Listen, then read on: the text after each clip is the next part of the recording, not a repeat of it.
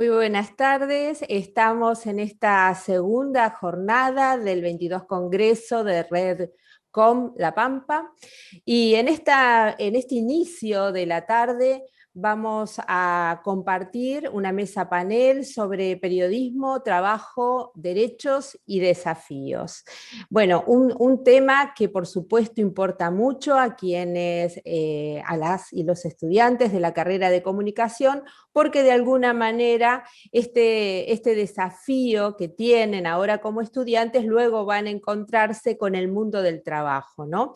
En esta oportunidad nos van a acompañar en esta mesa panel y le vamos a dar de esta manera la bienvenida a Carla Gaudensi, que es de FATPREN, a Mariana Mandakovic, que es también secretaria general del CISPREN, y también a Guillermo Gianibelli. Ellos y ellas y él nos van a estar dando las referencias de lo que pasa en el mundo del trabajo, de lo que significa ser una trabajadora, un trabajador de prensa en estos contextos. Quiero decirles que la Federación Argentina de Trabajadores de Prensa, FATPREN, es una entidad gremial que nuclea sindicatos de prensa de la República Argentina, que se encuentra adherida a la Confederación General del Trabajo, CGT, y la Federación de Periodistas de América Latina y el Caribe, FEPALC, y a la Federación Internacional de Periodistas, FIP. Su objetivo es garantizar los derechos y el bienestar laboral de las y los periodistas trabajadores de prensa, la defensa incondicional de la libertad de expresión y el libre ejercicio del oficio periodístico. Bueno, dicho esto brevemente, porque es muy interesante poder compartir estas experiencias que tienen tanto Mariana, Carla y también quien nos acompaña, Guillermo, para este panel. Por supuesto, la primera expositora va a ser Carla Gaudensi. Ella es la primera mujer al frente de la Federación de Trabajadores de Prensa de la Argentina, FATPREN, desde su creación en 1957. Fue delegada sindical de la agencia de noticias Telam e integrante del Sindicato de Prensa de Buenos Aires y Preva. Bueno, para quienes por supuesto nos están siguiendo por las redes, en esta transmisión por YouTube, con todo el equipo técnico del Centro de Producción Audiovisual, pueden dejarnos allí las preguntas, porque por supuesto el intercambio va a ser mucho más rico a partir de las inquietudes, de las expresiones de ustedes. Bueno, Carla, a partir de ahora tenés tu tiempo. Bueno, muchas gracias. Buenas tardes para todas, para todos y para todes. En primer lugar, quiero agradecer esta posibilidad de poder participar en estas jornadas. Para nosotros es muy importante esta conexión inexorable que existe entre el ámbito académico y nuestra profesión, el desarrollo de nuestra profesión y la organización sindical. De esa manera es donde más vamos a enfocar nuestras exposiciones, además en un contexto de profunda transformación y de reestructuración también de lo que es la industria periodística y la comunicación en nuestro país y también en el mundo, por supuesto. Y nos parece importante que se fomente todo este tipo de encuentros y debates porque nos permite pensar y profundizar sobre estas nuevas herramientas, sobre nuestra práctica cotidiana y sobre cómo eso tiene un impacto directo sobre las condiciones de los trabajadores y las trabajadoras, nosotros, ¿no? En particular, bueno, me toca ser secretaria general de la Federación, compartir junto con Mariana del CISPREN la conducción, la nueva conducción que asumimos en plena pandemia, en marzo del año pasado, y con Guillermo, que es nuestro asesor, pero ya no solo letrado, sino también político, es un gran compañero que bueno, nos ayuda muchísimo en las partes más técnicas que tiene lo nuestro, pero como dije también con su asesoramiento político, y para nosotros es muy importante. Como decía, hace un año nos planteamos de qué manera, y en plena pandemia, cómo llegar a todos los territorios, cómo cada vez más lograr esa unidad que tanto decíamos y que tanto es necesaria a nivel de todo el país para la organización sindical, para que la federación juegue un papel y también para que tenga un papel cada vez mayor en tratar de discutir una agenda a la comunicación sobre los derechos de los trabajadores en cada lugar, y me parece que en ese camino que empezamos a recorrer, como dije, en plena pandemia y que todavía nos queda mucho por hacer, ahí tenemos como una responsabilidad de poder expresar cómo se va construyendo en cada lugar del territorio, y visibilizar que la comunicación no es solamente lo que los grandes medios de comunicación concentran en sus noticieros, en sus diarios, sino que es un universo mucho más vasto, que es mucho más amplio, que es más rico. Ya sabemos que la comunicación no es solamente lo que vemos en los medios tradicionales, sino que sabemos que ese mapa de medios ha cambiado muchísimo, que sin medios autogestivos, comunitarios, populares, que aporten en ese sentido, o medios públicos también, que tengan una mirada federal, esto sería reducir la comunicación a algo que claramente no tiene nada que ver. Como trabajadora de prensa, yo pertenezco a la agencia de noticias Telam, fui parte de la construcción del CIPREVA también, en la ciudad de Buenos Aires, y bueno, nos tocaron años muy duros en cuanto a como trabajadores y trabajadoras de prensa, periodistas, en la última época, con reestructuraciones, de las cuales hemos tratado de organizarnos cada vez más. Creo que no hemos tenido algo tan brutal como lo que había pasado en la privatización de los 90, los medios de comunicación, en los últimos años del macrismo, la cantidad de pérdida de fuentes de trabajo, la concentración de medios, el ciento de cierres que tuvimos de empresas, el ataque sistemático a los medios públicos, eso ha realmente sido muy fuerte y ha generado una resistencia grande en los trabajadores y trabajadoras de prensa, que de alguna manera tiene que plasmarse en esa organización nacional y en lo que tanto venimos tratando de impulsar. Ahí, como decía antes, creo que la experiencia de los medios autogestivos en el mapa de medios es muy importante, y para nosotros también es muy importante tener política para que esos medios cada vez puedan desarrollar, porque ya sabemos que desarrollan agendas que muchas veces los medios comerciales no desarrollan, y nosotros tenemos que desde la federación también tener una política muy activa en ese sentido. Sabemos también que por parte de los sectores más concentrados siempre hay iniciativa, por decirlo de alguna manera, para imponernos agenda. Nosotros veníamos trabajando en algunos proyectos y nos enteramos que Google firmó acuerdos con los principales diarios del país, como La Nación, Clarín, Perfil, El Litoral de Santa Fe, La Arena de la Pampa, La Mañana de Neuquén, El Río Negro, El Día de la Plata. O sea, buscan la principal red para hegemonizar de alguna manera ciertos contenidos, cuando nosotros de alguna manera veníamos discutiendo otra cosa. Esto va a contramano de todo lo que venimos diciendo. Siguen intentando concentrar cada vez más la comunicación en grandes corporaciones, y de alguna manera eso condiciona el derecho y el acceso a la información y a la libertad de expresión, que es algo que nosotros debemos bregar por defender.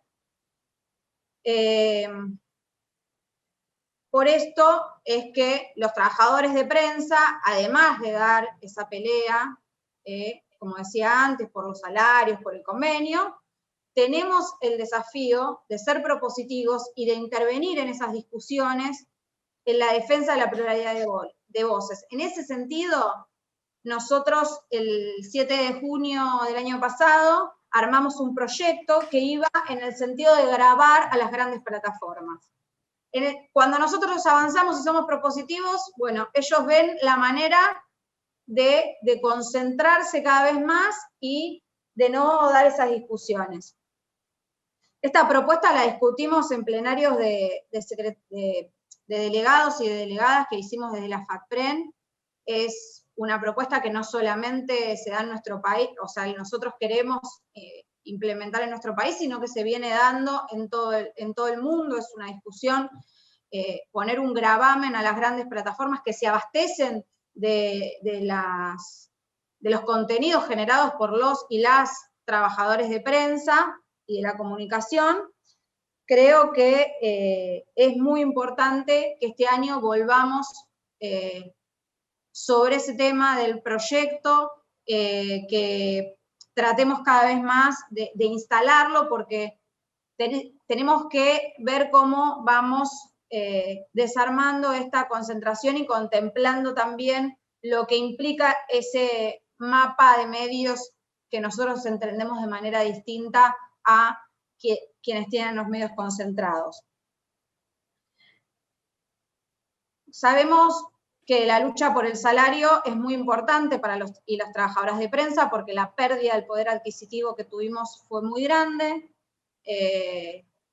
acrecentada con la pérdida de fuentes de trabajo, y para eso es que vamos organizándonos. Nuestra actividad creo que es una de las que más poder adquisitivo perdió en los últimos años,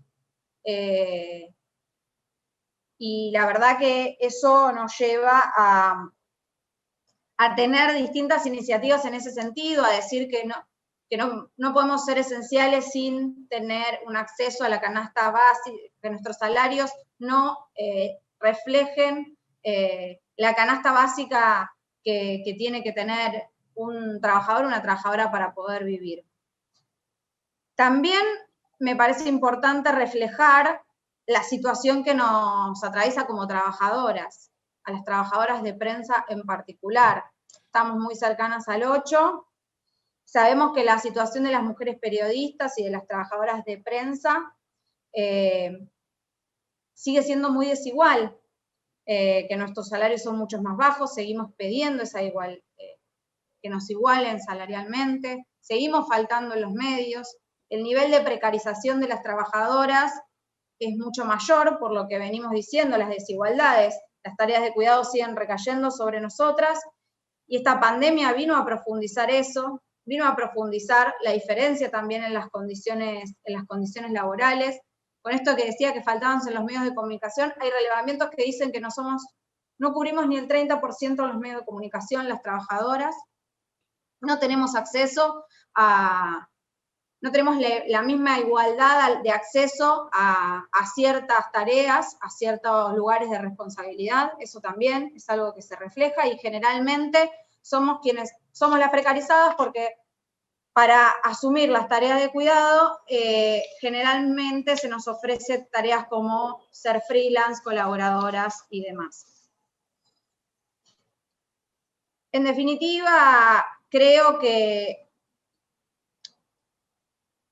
hay que plantearse cada vez más, y eso es lo que estamos tratando de hacer desde la Federación, una agenda integral para defender los derechos de los trabajadores y para garantizar el derecho de la sociedad el derecho humano de la sociedad a estar informada. Esa es nuestra agenda. Eso es sobre ese universo es que estamos trabajando cotidianamente. Y como último, y después seguramente nos va a enriquecer mucho más el debate y el intercambio, que es lo que más estamos acostumbrados,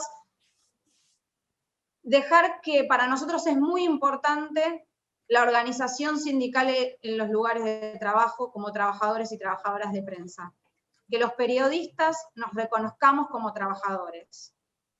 Es imprescindible ese compromiso, porque debemos fortalecer la organización sindical, los sindicatos, estar activamente.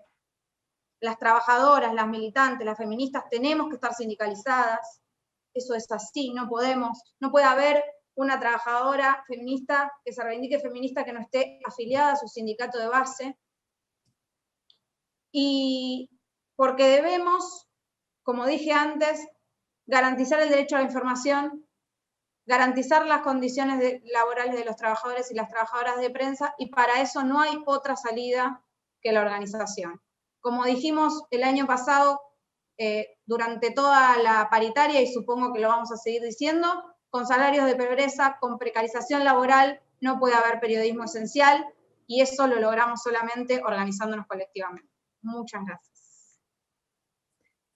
Bueno, muchísimas gracias, Carla. Quiero decirles que van llegando mensajes en el chat de YouTube. Hay un saludo desde Villa María para ustedes, para vos y para Mariana, de parte de Roxana. También hay mensajes de las y los estudiantes de ULPAN en Territorio que están muy activos en el chat. Y bueno, ahora le vamos a dar el paso a la palabra a la licenciada Mariana Mandakovic, la compañera Mariana Mandakovic. Ella es secretaria general del Círculo Sindical de la Prensa y la Comunicación de la provincia de Córdoba, CISPREN, secretaria de organización de FATPREN y secretaria de Prensa y Comunicación de la CTA Autónoma, profesora adjunta semidedicada de la Universidad Nacional de Córdoba en los seminarios de Economía Política y Medios de Comunicación, Opinión Pública y Medios de Comunicación, y en el taller de Autogestión de Medios. Bueno, Mariana, bienvenida y tenés la palabra. Bueno, hola, ¿cómo les va? Qué gusto estar acá, entre amigues, porque la verdad que es eso, verla a Mónica, que hace mucho que no nos vemos, y me hubiese encantado estar en La Pampa, ¿no? Haber participado activamente de este congreso que tiene una temática más que interesante, y bueno, agradecer este panel, porque me parece que es, así como lo dijo Carla, muy importante que podamos acercar posiciones entre los trabajadores y trabajadoras y la academia, ¿no? Uno lo dice no solamente desde el rol que cumple como secretaria general, o hoy también como secretaria de organización de la FATPREN, sino también como docente de la universidad, porque es una lucha que se da año tras año cuando tratamos de hablar del convenio colectivo. Nosotros tenemos convenio colectivo provincial, o del estatuto de la 12908, que es la ley, el paraguas sobre el que podemos ejercer la actividad, y tratar de que los estudiantes lo hagan suyo, ¿no? Esto de pensar que si vas a salir a la calle a ser comunicador, a ser un trabajadora de prensa y la comunicación, puedas agarrar esas leyes y masticarlas bien y aprenderlas bien, en el sentido de decir, es lo que me va a proteger en este ejercicio cotidiano del oficio. Tarea nada fácil, por cierto, porque parece que hay una incisión entre todo eso que aprendimos en la universidad, en esas altas clases de debate y de asumir posiciones críticas, y después cuando salimos afuera, y ni hablar si tenemos la suerte, porque hay que plantearlo así, porque eso de entrar a trabajar en un medio en relación de dependencia, bueno, nos olvidamos absolutamente de todo, y después, bueno, sí me parece que es bueno tener en cuenta esto también, porque se van produciendo otras formas de trabajo, y está bueno que lo tengamos en cuenta, que son los trabajos en compañeros y compañeras que se organizan en forma de cooperativa de trabajo, en los medios de autogestión, en medios alternativos, que eso me parece que está dando toda una dimensión que nos tiene que generar un compromiso. En el parte de los sindicatos también lo venimos haciendo. Nosotros, nuestro estatuto contempla la afiliación directa, que tiene que ver con todos los compañeros y compañeras que ejercen el oficio a través de la autogestión, que pueda venir a afiliarse, pues nosotros pensamos justamente que esto es parte de esos nuevos desafíos que tenemos que ir asumiendo, y es que nos podamos organizar como trabajadores y trabajadoras, más allá de en qué lugar y cómo realicemos nuestra tarea. Esto me parece que es muy importante. Se me ocurría pensar un poco en el tema periodismo, trabajo, derechos y estos nuevos desafíos, y empezar como a pensar, bueno, ¿qué significa hacer periodismo hoy, no? Hacer periodismo hoy sigue siendo producir información. El tema es cómo producimos esa información y para qué la producimos, ¿no? Y centralmente destacar algo que Julia Callé, que es una autora francesa, que tiene un libro que se llama Salvar los medios, un libro del 2015, pero está bueno que lo sigamos leyendo, más allá de actualizarlo después de seis años, es que los que estamos encargados de producir la información somos justamente los periodistas. Nosotros somos los que podemos transformar un hecho en información. ¿Por qué esto? Porque hay una rigurosidad del trabajo periodístico que no podemos perder, ¿no?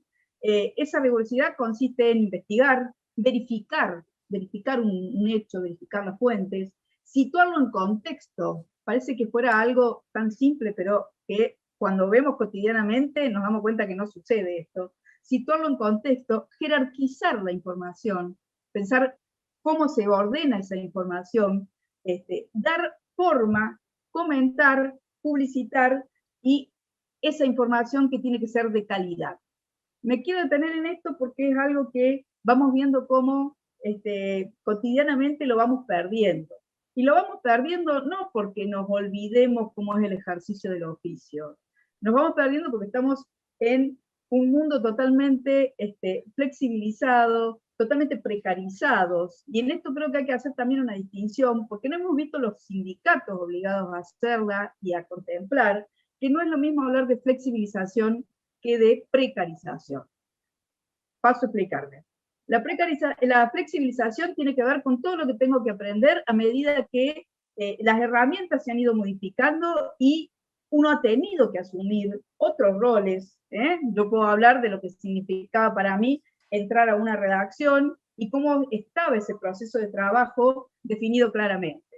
Un sujeto que a través de una herramienta, la computadora, el grabador, transformaba un objeto para obtener un resultado que era una nota que pasaba para que otro integrante de la redacción hiciera su proceso de trabajo. Mi nota normalmente terminaba en el corrector, porque siempre tuve muy mala ortografía, a pesar de haber elegido esta profesión, y era de cajón, yo me sentía segura que el corrector la viera, ¿no? Después ya vinieron los programas en que se tenían que corregir solo, que no era lo mismo, y desapareció la figura del corrector en las redacciones.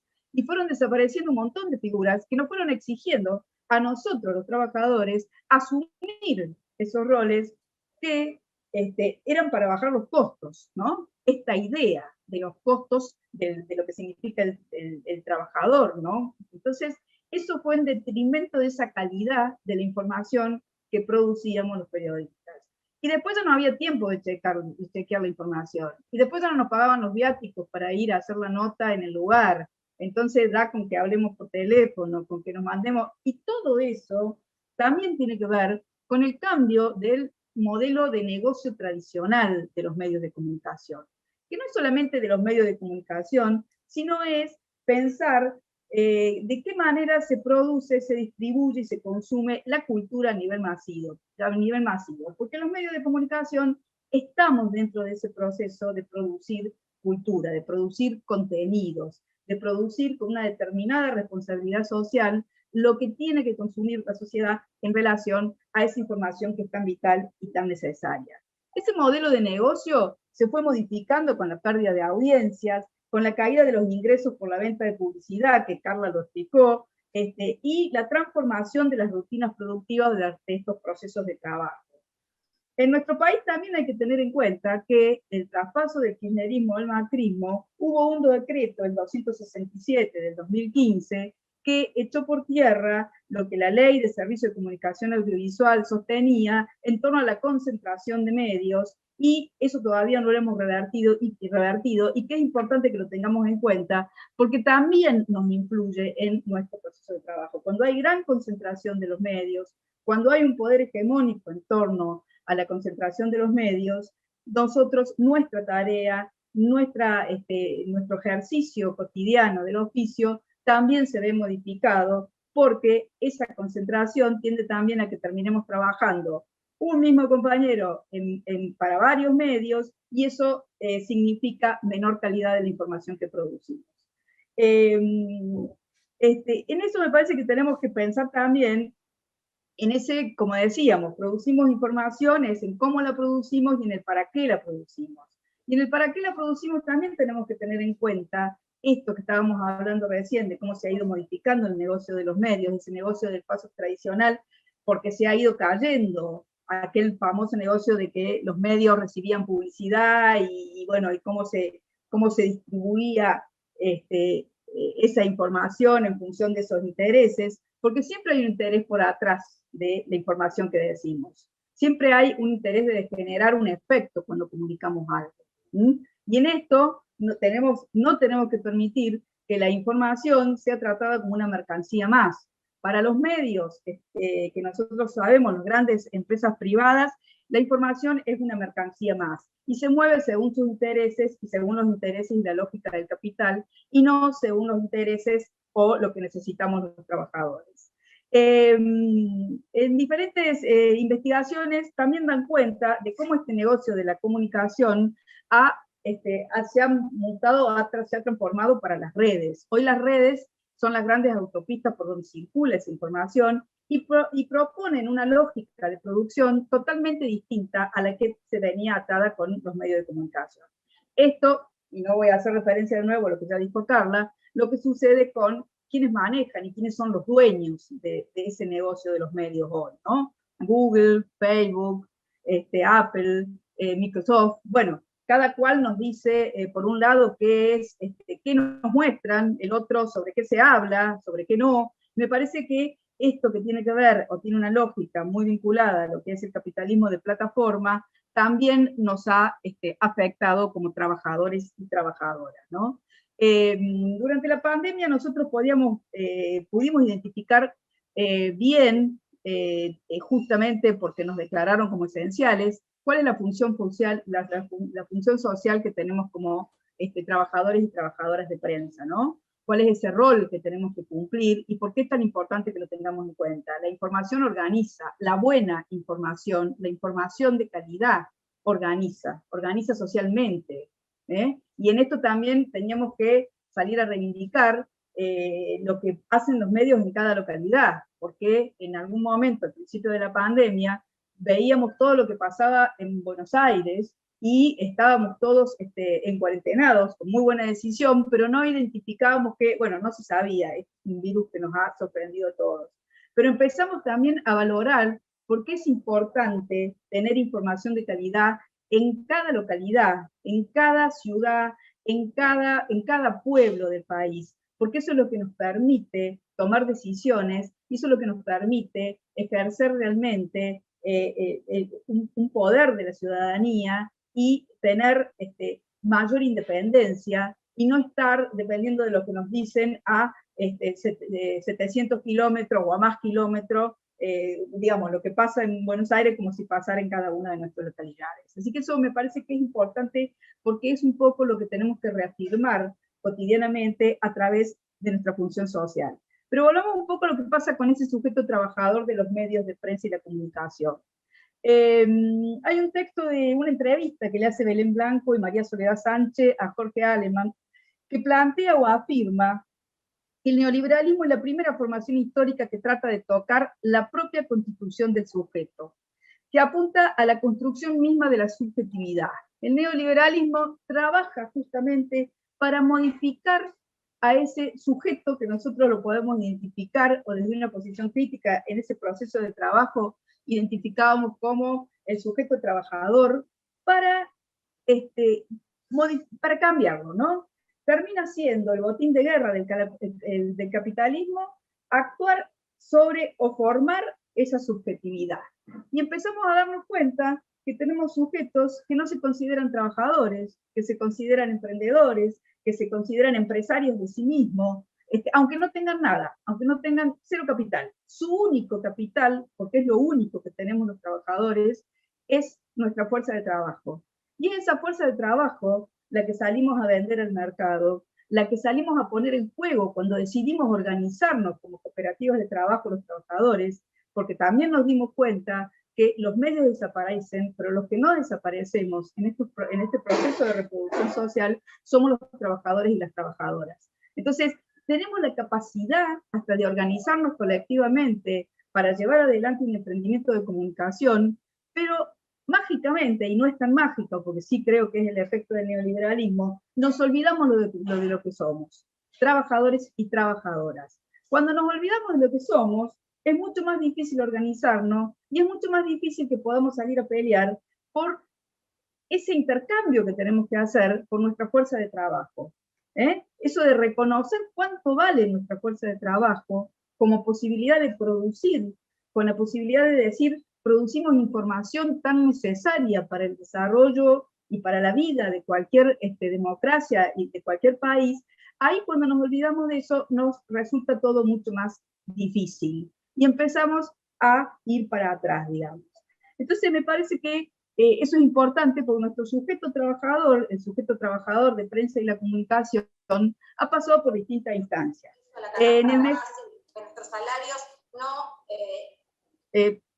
no, ahí está, vale.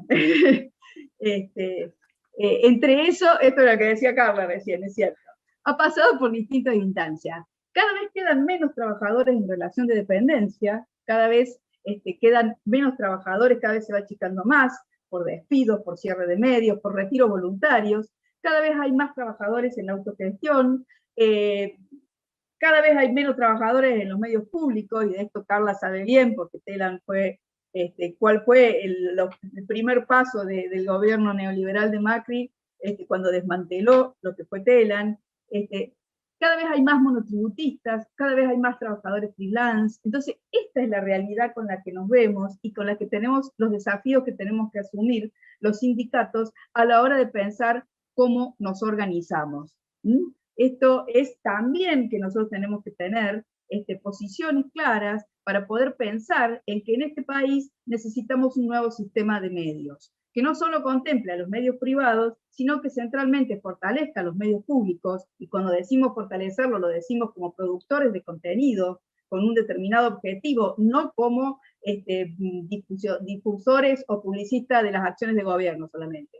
Producir contenidos pensando en un modelo de país distinto, y también en ese sistema de medios deben estar necesariamente contemplados los medios autogestivos, los medios alternativos, los medios comunitarios, los medios que están vinculados a la comunicación popular, porque en ellos también hay trabajo genuino, hay compañeras y compañeros que realizan ese trabajo, y es importante que lo tengamos en cuenta. Por último, quiero hacer una referencia que esto tiene que ser pensado estratégicamente, y también pensado en función de una distribución más equitativa de la pauta oficial. Hoy el 70% del ingreso de los grandes medios está vinculado y está relacionado con la pauta oficial. Y cuando digo pauta oficial nacional, provincial y municipal.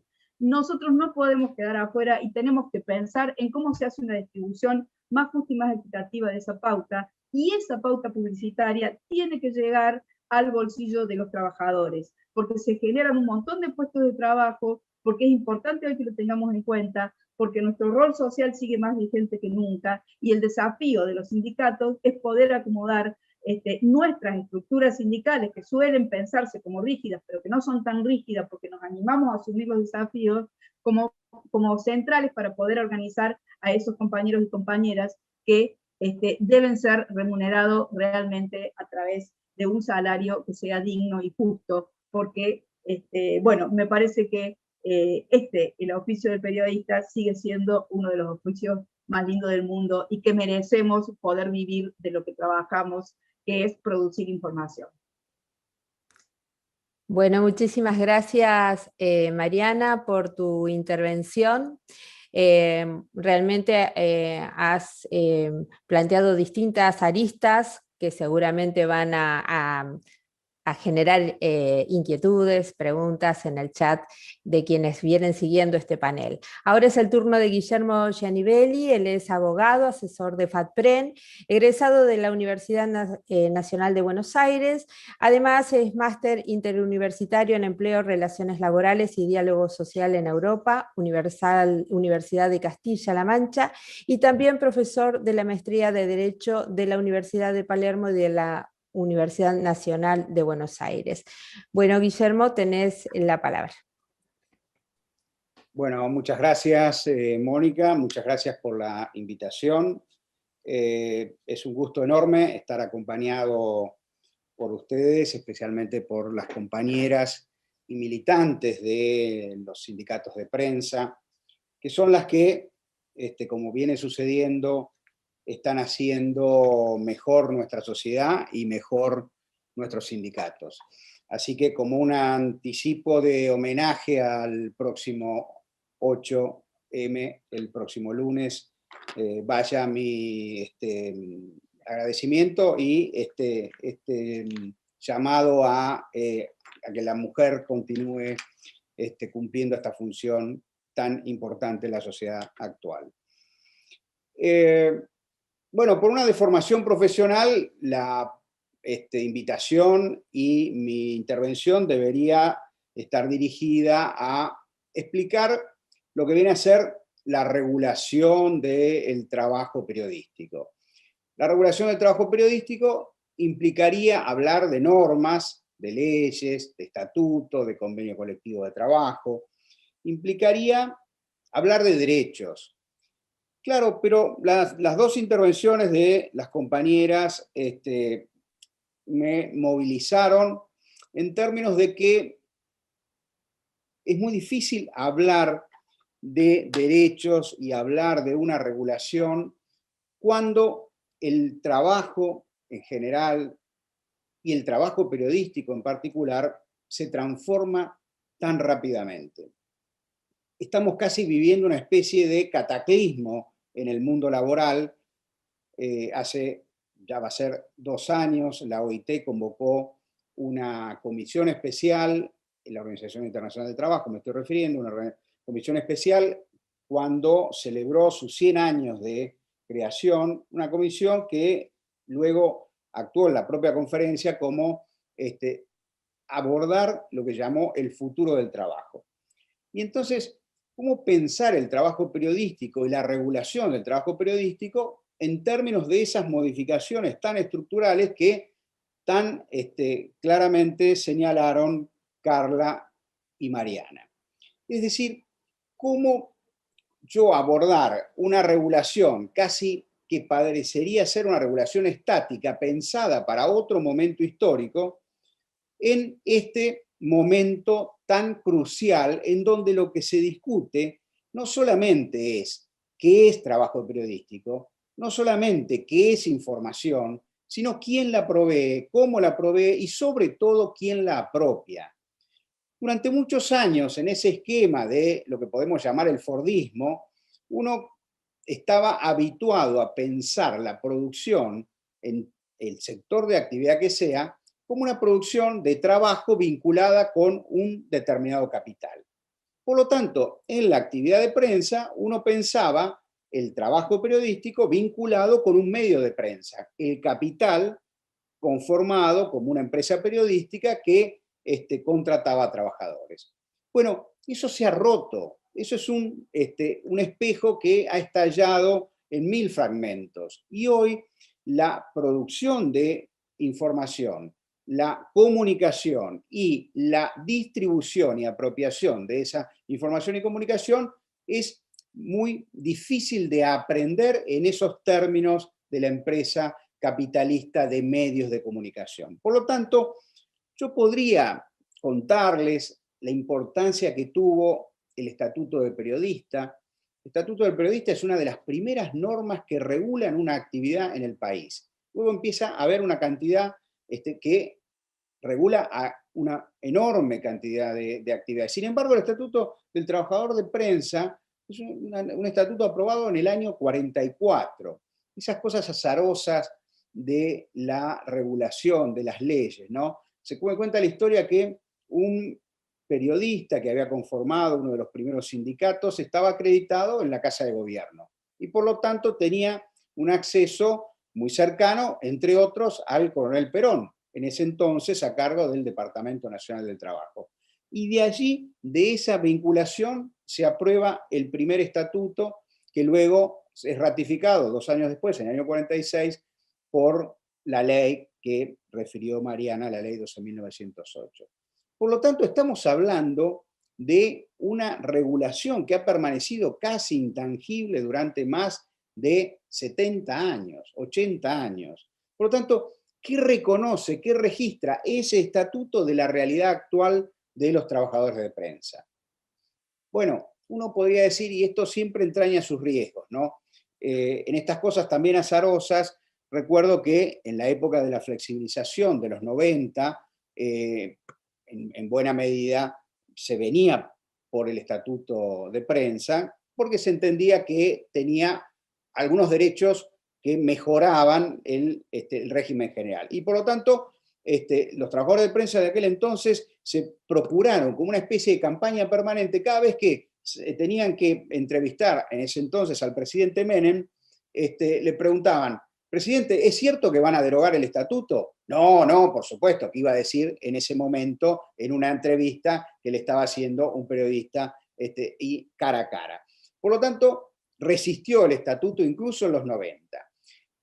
En el año 44 y sobre todo en el 46, cuando se discutió el estatuto en el Parlamento Nacional, los medios de prensa gritaban como locos porque iba a significar, como siempre dicen, cada vez que hay regulación, iba a significar menos puestos de trabajo, iba a significar menos medios de prensa. Bueno, como todos sabemos, no sucedió. Pero algo parecido sucede hoy, si lo miramos, y quizás hacia el final de mi intervención voy a tratar de llegar ahí, algo similar sucede cuando pretendemos regular aquellas empresas, aquel capital que realmente hoy es el que decide sobre la comunicación, sobre la distribución de la comunicación y la selección de la comunicación, que son las grandes plataformas. Por lo tanto, cada vez que se plantea una discusión sobre regular a Google, regular a Facebook o a los grandes gigantes de la comunicación, salen a decir esto es un ataque a la libertad de prensa, dicen algunos, ni se lo creen ellos mismos, es un ataque a el negocio como tal y por lo tanto resisten a la regulación. Por lo tanto, voy a intentar hacer un puente entre lo que significó la regulación del estatuto y en particular, y esto es muy importante, el estatuto no es nada sin la presencia sindical, y la presencia sindical se materializa y se concreta en los convenios colectivos de trabajo. Por lo tanto, la regulación del trabajador de prensa está enmarcada y está establecida en la ley más los convenios colectivos, y solamente el estatuto y la ley y el convenio pueden aplicarse si hay un sindicato presente, como todos sabemos. Bueno, pero esa era la forma característica propia de intercambio de trabajo periodístico por salario en el periodo de auge de los medios de comunicación y por lo tanto que registró esa regulación a través del estatuto. ¿Qué es lo que está pasando hoy y por qué le tengo tanto temor a que no abandonemos el estatuto, pero que tengamos que trabajar sobre qué adaptar del estatuto y sobre todo cómo pensar la distribución de la renta que produce el trabajo periodístico en sus más diversas formas y en sus más diversas maneras de prestarse para que eso redunde en más democracia en términos de libertad de expresión y en mejores salarios en términos de la distribución de una renta que siguen creando, que siguen produciendo los propios trabajadores. Veamos un poco este panorama que me voy a copiar mucho de lo que dijo Mariana porque me parece que hizo una descripción perfecta, pero a ver si lo situamos un poco más en términos de la relación de trabajo, que es lo que importa, porque la relación de trabajo, que es lo que reconoce el estatuto, que es lo que reconocen los convenios colectivos de trabajo, esa regulación de trabajo es una regulación imperativa que hace que lo que por su propia estructura es una relación desigual, se modifica en términos de mayor igualdad. Por lo tanto, cada vez que pensemos regulación, del tipo que sea, la regulación es una limitación a lo que si no es pura unilateralidad. Pura unilateralidad es el capital que se expresa por el poder económico que tiene. Por lo tanto, la relación de trabajo a través de estos instrumentos, el estatuto, el convenio, la organización sindical, limita esa autonomía de la voluntad individual que provee el capital. La regulación estatal en un sentido más amplio, que es lo que a lo que procuraría llegar, si tengo tiempo, un poquito más adelante en esta intervención, implica regular esas distribuciones de renta, esa circulación de renta que se escapa de la relación de trabajo. Pero para que quede más claro, veamos por qué se escapa de la regulación de trabajo. Y vuelvo a lo que venía describiendo Mariana. ¿Cómo es hoy la relación de trabajo en el trabajo periodístico? Primero, la forma típica de trabajo del trabajo periodístico es residual, es mínima. Y voy a explicarme. Primero, es mínima porque aún en la relación de trabajo típica hay mucho que se va por fuera. Se va por fuera porque cada vez el trabajo se ha hecho más autónomo. Y por lo tanto, cada vez ese trabajo autónomo, que es una clarísima precarización, los facturistas, como le llamamos en los medios de prensa, es decir, facturar el trabajo significa hacerlo como si ese trabajo no fuera una mercancía apropiada por el empleador en el momento que se produce, sino como que el trabajador produce la mercancía y la vende en el mercado. Falso. Eso es una falacia propia de negar la propia relación de trabajo en términos de esa precariedad o de esa falta de reconocimiento. Pero la precarización a través de la autonomización, del emprendedurismo, no es solo en términos del fraude a esa legislación, que es buena parte de lo que sucede, donde los abogados después decimos, no, acá había una relación de trabajo y por lo tanto aplica el estatuto y por lo tanto, todo diferido, todo tardío, es decir, reclamando una indemnización cuando el contrato ha fenecido y por lo tanto cuando los derechos no han sido reconocidos cuando han tenido que serlo. Bueno, eso claramente es una disfuncionalidad del sistema. No es que el estatuto se aplica porque está vigente, sino el estatuto no se aplica y en tal caso hacemos un juicio para que se reconozca. Error, y es la peor hipótesis. Pero no solamente funciona en términos de una negación de la relación de trabajo típica, sino en esta forma creciente de lo que ha pasado a llamarse la economía colaborativa. Cada vez más la comunicación pasa a ser provista en términos de una suerte de coworking permanente en donde el trabajador no se reconoce como tal, como bien lo señalaba Mariana, no se reconoce como trabajador. Por lo tanto, forma parte de un intercambio de otro tipo de servicios distintos a la relación de trabajo como tal. Pero además de eso hay una creciente producción social de contenidos de comunicación. Esto, cuando empiezo a señalar este cataclismo que se produce en la actividad de prensa, estoy pensando ni más ni menos que en la irrupción de los medios digitales primero, pero más que eso, en la irrupción de las redes como mecanismo de circulación de la información. Algo que se escapa por fuera de todo tipo de regulación, por fuera de la regulación estatal, por fuera de la regulación del trabajo asalariado. Por lo tanto, ese tipo de producción de información que señalaba también Mariana, se lo conoce como capitalismo de plataformas, y que significa una suerte de producción continua, ¿no? Esto, en términos del marxismo, sería algo así como el general intellect, en términos fluidos, constantes, siempre apropiados por el capital, y que en términos de algunos pensadores italianos como Paolo Virno o Bifo, hablan de esta idea del cognitariado, es decir, el proletariado pasa a ser una suerte de producción permanente de producción social, pero que queda por fuera de los márgenes de la regulación de esa producción. Y por último, no por ello menos importante, como bien lo señaló Carla, la economía social, por lo tanto la producción social de comunicación a través de la cooperativa, a través de medios autogestionados y demás. Uno podría decir, ese es hoy, y hay otras parcelas que no entro a analizarlas porque nos llevaría mucho más tiempo, pero eso podría decir hoy es el mosaico con que se presenta la producción de comunicación y en donde el trabajo asalariado, ese trabajo regido por ese estatuto al que hacía referencia al comienzo, es una partecita muy pequeña. Por lo tanto, ¿cuál es el desafío? ¿Qué es lo que deberíamos pensar? Bueno, ¿cómo regulamos el todo? Porque si partimos de la base de que todo es producción social y que todo es producción de trabajo, en este caso periodístico, y que todo es apropiado finalmente por el capital, y que el capital rentabiliza esta producción social, lo que tenemos que ir a disputar, lo que tenemos que discutir es esa renta.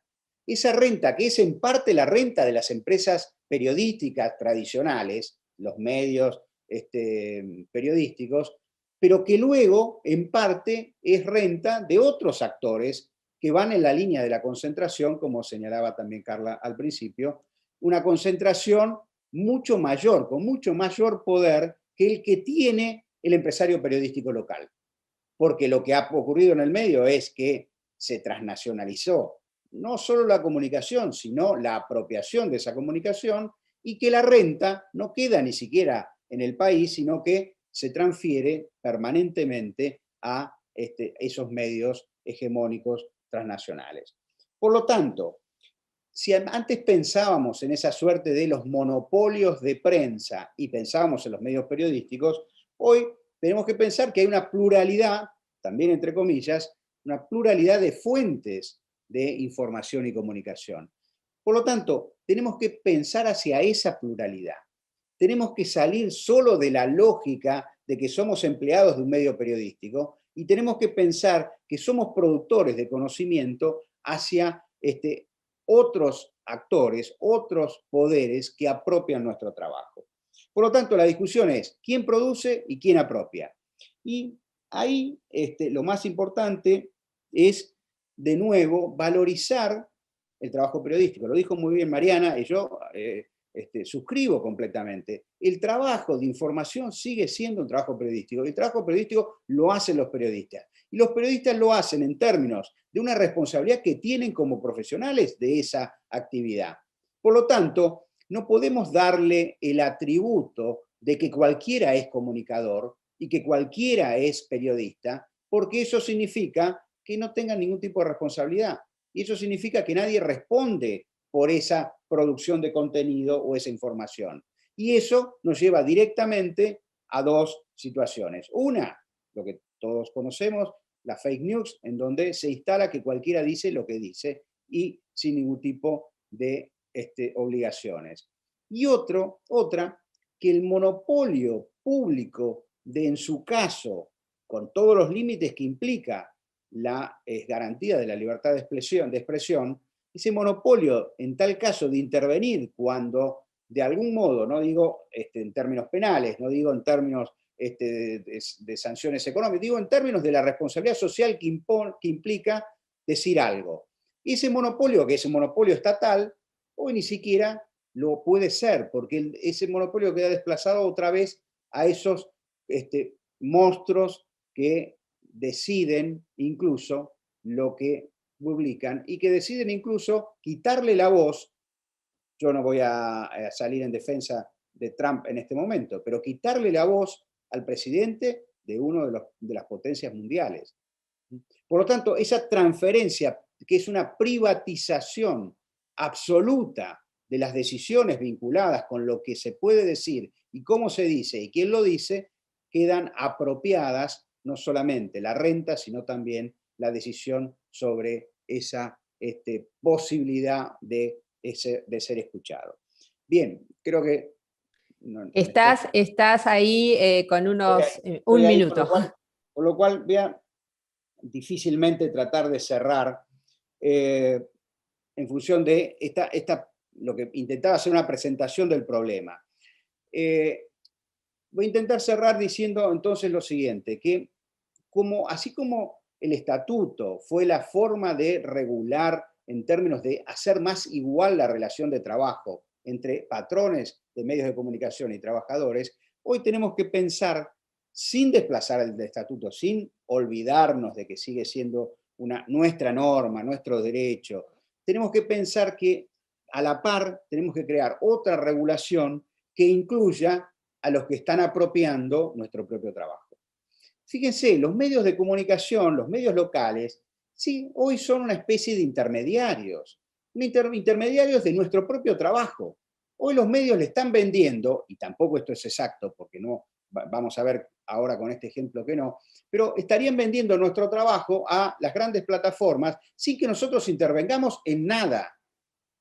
Están vendiendo o están obteniendo una renta en función de un trabajo que realizamos para un medio y que queda apropiado por un tercero que ni siquiera conocemos en términos de la relación de intercambio. Fíjense, por ejemplo, esto de, lo mencionó Carla, Google News está hoy acordando, que en realidad no es acordando, es diciéndole lo que le va a dar a cada uno de los medios, porque no es un intercambio, no es una discusión, no es un contrato, es una suerte de mecenazgo, ¿no? Esto es volver casi al siglo XVII, ¿no? Cuando yo pensaba en los Médicis, ¿no? En Florencia, esos mecenas que dieron tanto para la creación de la cultura del Renacimiento y demás. Bueno, Google se presenta de ese modo, te voy a dar a vos esto, a vos aquello. Ahora, ese darle es un reconocimiento en ningún caso a los productores o creadores de la comunicación o del trabajo periodístico. Sino Guillermo, estamos ya con tu tiempo pasado. Nada, finalmente entonces, lo que digo es, tenemos que pensar en otras formas de regulación, en otras instancias de regulación en donde los trabajadores y sus sindicatos no pueden estar ajenos y en donde lo que se está discutiendo no es solamente el trabajo de la comunicación, sino el que apropia y la renta que se obtiene de ese trabajo. Y cuando pensemos en regulación, cada vez que pensemos en regulación, pensemos que es el derecho, la ley del más débil. Por lo tanto, que si no regulamos con el Estado, no regulamos con los sindicatos, no regulamos con la organización colectiva, el que regula es el que tiene el poder. Y el que tiene el poder en el capitalismo sigue siendo el que tiene el poder económico. Y en este caso, el poder económico de los que manejan la comunicación es cada vez más creciente y está cada vez más liberado de regulación. Por lo tanto, es un llamado finalmente a organizarse más y mejor para disputar esas relaciones de poder que son en definitiva las que nos harán más libres en términos de trabajadores y en términos de trabajadores de prensa. Bueno, muchas gracias, disculpen. No, por favor. Muchísimas gracias, Guillermo. Realmente, escuchando a las dos dirigentes y a Guillermo, me rememoraron esa lucha de la década del 90, donde teníamos que salir en defensa del Estatuto del Periodista Profesional. Bueno, también quiero decirles que es muy interesante el intercambio que se está dando en el chat de quienes vienen siguiendo este conversatorio, y voy a pasar a las preguntas, ¿no? Porque también ya nos están dejando preguntas y allí yo creo que van a ustedes a poder ampliar estos conceptos, esta praxis que nos atraviesa a las y los trabajadores de prensa. Bueno, la primera pregunta, y después ustedes me dicen quién quiere arrancar. Rodrigo pregunta si la infodemia social atenta contra la organización de las y los trabajadores. Esta es una primera pregunta que, bueno, no sé quién quiere arrancar con la respuesta.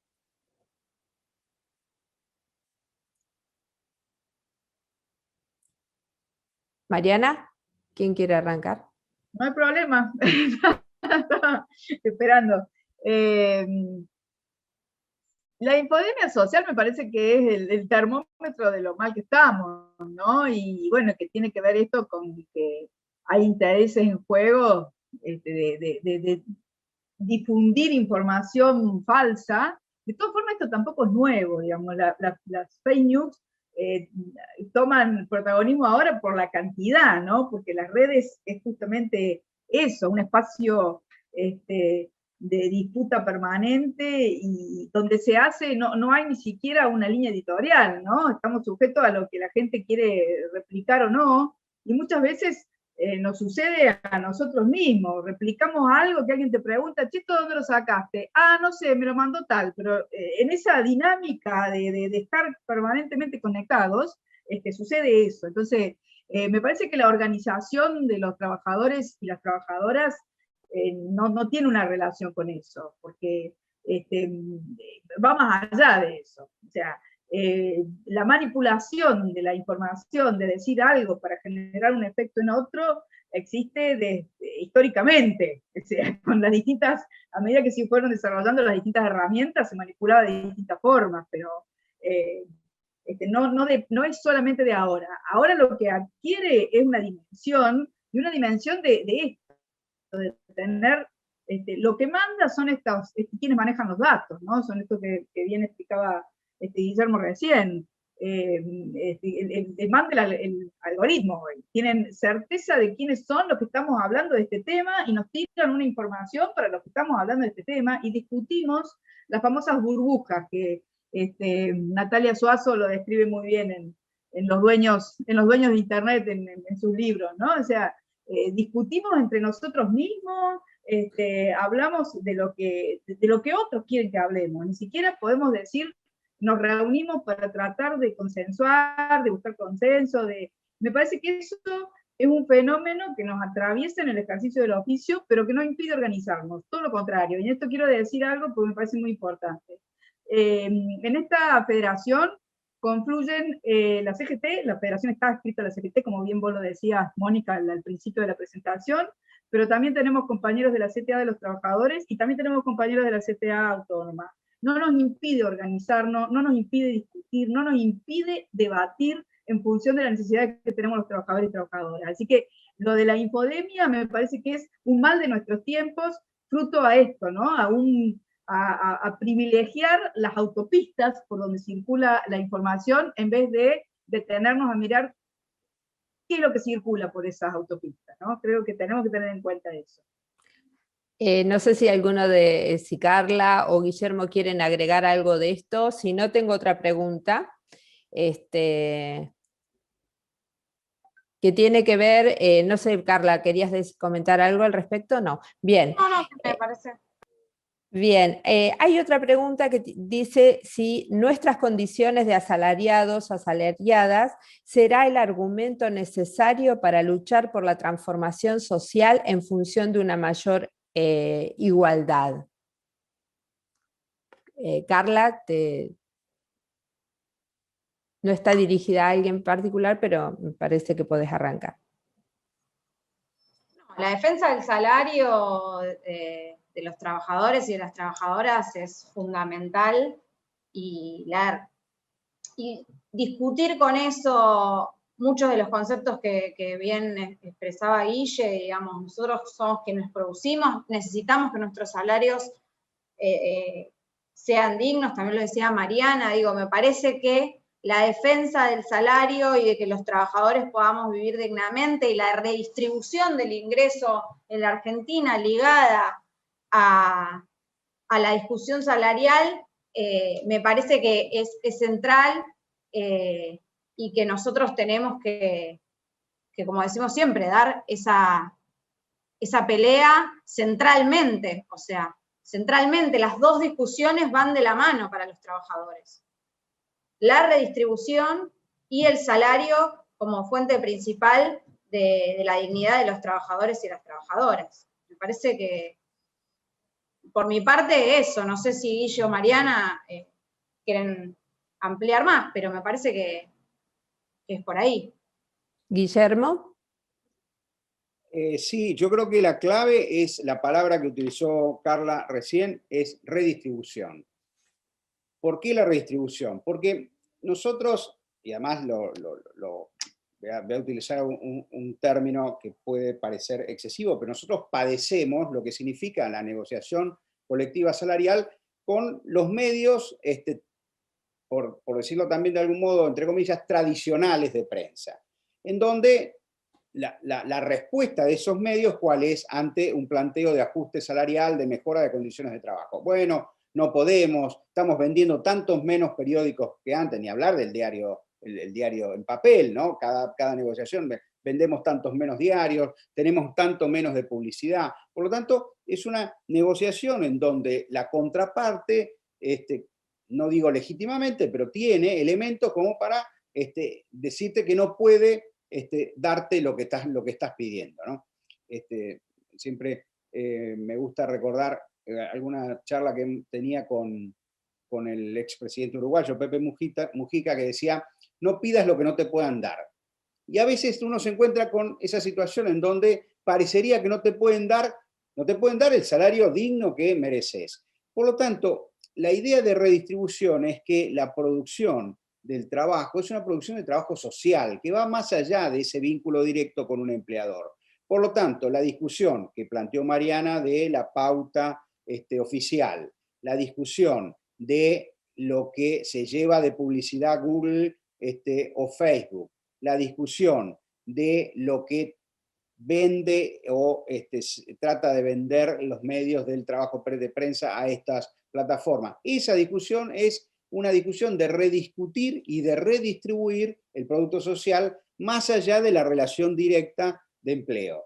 Es decir, hay que generar un espacio más amplio. Y entonces, en ese espacio más amplio, por supuesto, también están los trabajadores que tienen un vínculo distinto con la producción, los trabajadores de cooperativas, trabajadores de medios autogestionados, que tienen el mismo derecho que los trabajadores en relación a dependencia a tener un salario digno. Por lo tanto, es la discusión de un salario social.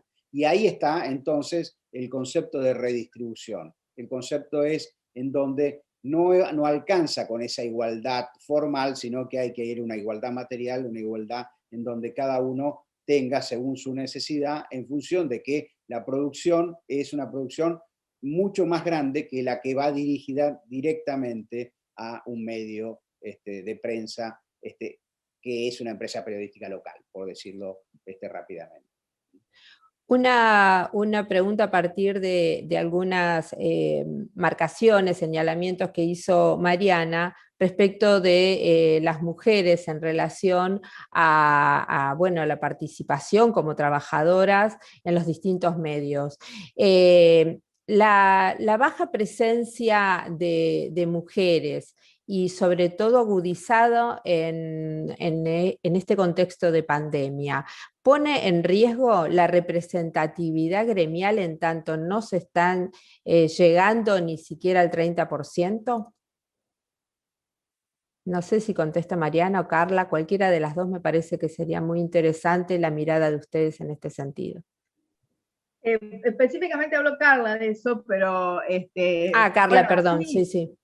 Es un debate, ¿no? Nosotros en el Congreso Provincial de Prensa que hicimos en noviembre, definimos que sea un objetivo que el CISPREN sea un gremio feminista, que esto trajo mucho debate, porque obviamente que no suena feminista en términos de definir teóricamente qué significa el feminismo y por qué pensamos que si somos un gremio que está pelea para luchar contra el capitalismo, el patriarcado está directamente asociado por el capitalismo, y si queremos transformar estas relaciones de desigualdad tal como se vienen dando en la sociedad, tenemos que definirnos en torno a eso. Y después en el debate que planteamos con los compañeros, y cuando uno pasa en limpio y va viendo los padrones, vos decís, hacer un gremio feminista que pelee por la equidad de cargo, y hay un 30% de actividad de mujeres y hay un 70% de varones, o sea, se traduce, o sea, no es que lo podamos hacer porque solamente lo decimos, hay que trabajarlo, militarlo, y esto también significa que peleemos por el cupo trans y de las diversidades dentro de los medios, que es muy importante que también se discuta. O sea, tenemos que instalar debate en los medios cuando seguimos viendo que a las cámaras mayormente los que conducen son varones y las que acompañan son las compañeras, ¿no? El que hace una línea editorial en un programa de radio central siempre es el varón, y cuando la mujer quiere decir algo se interrumpe y pueden interrumpir o pueden hacer o sea, digo, estas cosas que cotidianamente las vemos nos dice que hay que, falta un largo camino por transitar, pero que es necesario, o sea, y si es necesario posible, lo tenemos que dar y lo tenemos que hacer, pero sí, es complicado, digamos. Carla. Para mí obviamente requiere que redoblemos dentro de las organizaciones sindicales y también de dar los debates con las compañeras, la presencia de las mujeres y disidencias en los medios y en las organizaciones sindicales. tiene que ver con lo que planteaba. Digo, nosotros, por ejemplo, desde el CIPREVA, para incrementar la participación en los ámbitos directivos, primero nos propusimos que haya más compañeras delegadas en las empresas. Bueno. Nos propusimos que ese 30% no sea, digamos, una traba para nosotras. Nos propusimos que haya más delegadas de base, y si había más delegadas de base, iba a haber más dirigentes. Y en ese camino estamos. Desde que arrancamos, duplicamos la cantidad de delegadas. Bueno, eso tiene que ir también aparejado de nuestro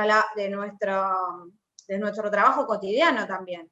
Tenemos que tener buenas condiciones, las compañeras no tienen que ser las más precarizadas, no tienen que ser las colaboradoras porque se tienen que quedar cuidando a los adultos mayores o a los niños, o porque las diversidades sexuales, las compañeras trans, no tienen acceso al trabajo en un ámbito formal. Bueno, desde el sindicato tenemos que hacer un trabajo en ese sentido. Las estructuras sindicales son absolutamente machistas. Bueno, es parte de nosotras involucrarnos, somos parte de eso. El sindicalismo no es sin nosotras. Entonces, nosotras somos parte desde la concepción. El problema es que estábamos invisibilizadas. Bueno, la única manera de visibilizarnos es involucrarnos. Por eso digo, no puede haber una feminista que no esté afiliada a un sindicato, que no esté organizándose en su lugar de trabajo. Esa es una discusión que tenemos. Nosotras, las comunicadoras, fueron pioneras en el Ni Una Menos y en todo lo que desarrolló el movimiento feminista en los últimos años. Bueno, necesitamos que las comunicadoras que se organizan para tener una perspectiva de género, para dar estructuras colaborativas, estén en los sindicatos. Porque es la única manera de imprimirle perspectiva de género a la organización sindical, y eso también que se traduzca en más fuentes de trabajo, que no seamos el 30%, que podamos discutir los contenidos, que tengamos editoras de género, o más que editoras de género, sino equipos para editar, porque si no recae eso sobre una sola compañera. Bueno, es parte de esa discusión. Pero para mí la baja presencia no, tenemos que redoblar la apuesta, tenemos que hacer que incluso las compañeras que se dedican a la comunicación y que tal vez no están dentro de las empresas, peleen adentro de los sindicatos para darle una perspectiva feminista. Es ahí. Bien, una última pregunta porque, bueno, hay varias preguntas, pero en realidad ya nos estamos aproximando al próximo panel y queremos ser respetuosas de los tiempos. Una última pregunta como para cerrar estas intervenciones que realmente son muy enriquecedoras. ¿Cuál es el desafío de FATPREN frente a la proliferación de medios digitales? Bueno, de alguna manera creo que algo de esto dijo Guillermo respecto de la posibilidad, bueno, qué significa tener que modificar o no el estatuto, ¿no? Pero creo que es importante que ustedes puedan expresarlo. Bueno, en primer... Guille, dale. No, es responsabilidad de ustedes, yo no puedo hablar por FATPREN, así que... No, en primer lugar que el convenio colectivo de la Federación incluye a los medios digitales, o sea, nosotros representamos a los diarios del interior del país, pero también damos representación a todos los medios digitales. En ese sentido, creo que es con organización y en los lugares y en los distintos territorios que nosotros podemos ir teniendo más inserción en esos medios digitales. Y de la otra manera, creo que, y en esta parte creo que Guille tiene muchísimo para aportar, es el tema de la regulación. Nosotros tenemos que ser parte de esa regulación, de esas nuevas tecnologías. No tenemos que ir en contra, y también lo dijo Mariana, nosotros no tenemos que ir en contra de las nuevas tecnologías, ¿sí? Sino todo lo contrario, sino cómo hacemos para que esta regulación sea en beneficio de la calidad periodística de los trabajadores y no de perder condiciones de trabajo. Y me parece que en esa clave estamos, y desde FATPREN ese es el desafío que nosotros nos queremos dar, me parece. No sé, Mariana, Guille, pero... Sí, algo cortito antes de dar la palabra a Guille, que seguro que va a aportar más en esto. Tiene que quedar en claro que nosotros no representamos al soporte. El papel era el soporte de lo que hacía, de lo que se trabajaba, digamos. Nosotros representamos al trabajador y a la trabajadora. Ese trabajador se ha ido modificando porque las herramientas se han ido modificando, pero seguimos representando a los trabajadores y nos gustaría poder discutir Y esto, ¿qué es? Que se sientan identificados con los sindicatos para que podamos debatir cuáles son las modificaciones que han tenido estas formas de trabajo para poder incluirlas en estatutos, en convenio colectivo, en el 541, que es lo que peleamos, a los efectos de poder pelear mejores condiciones. Lo que pasa es que las situaciones de conflicto permanente hace que terminemos discutiendo, parece, para solamente los trabajadores de prensa. Y falta que digamos, bueno, el último que apague la luz, porque se va modificando ya, trabajadores de prensa exclusivamente, que escriban para los diarios y para el papel, cada vez hay menos. Acá todo el mundo, cada diario tiene su página, tiene su portal, lo que sea, y vamos haciendo de todo. Hacemos una nota, sacamos la foto, escribimos un epígrafe, tenemos que hacer una bajada para tuitear, y no sé qué más. Entonces, estamos representando a los trabajadores. Entonces, que haya más medios digitales, esos son los desafíos, que los compañeros se afilien, que nos convoquen, y nosotros queremos salir a representar a todos los trabajadores y trabajadoras de la actividad. No solamente a los de prensa, ni a los de radio por otro lado, ni a los de televisión por otro lado, no. Porque esa estrategia es la estrategia de los grupos concentrados de poder. El dividirnos, el irnos dividiendo. Entonces resulta que después vamos a discutir en tres lados distintos, cuando en realidad la discusión es una sola. Ese es parte del desafío que tenemos.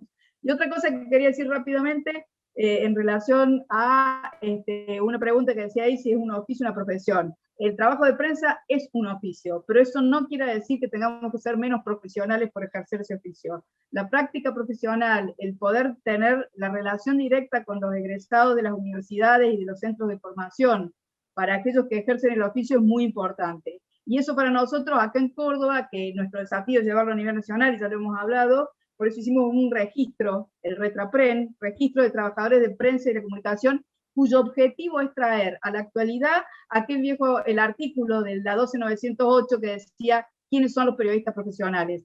Los periodistas profesionales de cuando se sancionó la 12908, que hoy sigue vigente, son trabajadores en la mayoría de los casos de oficio. Hoy lo que queremos es decir, bueno, ¿cómo discutimos ese trabajador de oficio en esta nueva realidad? Y nos parece que en eso tenemos que nacionalizar un registro que permita dar un carnet para aquellos que nos consideramos periodistas, que tiene que ver con algo que dijo Guillermo, que me parece muy importante. Bueno, estamos, no sé, Guillermo, si querés algo decir muy breve, pero ya estamos muy al borde de los tiempos. La verdad, quiero agradecerles muchísimo en nombre de toda la organización de Redcom por la participación, por los aportes que nos han hecho.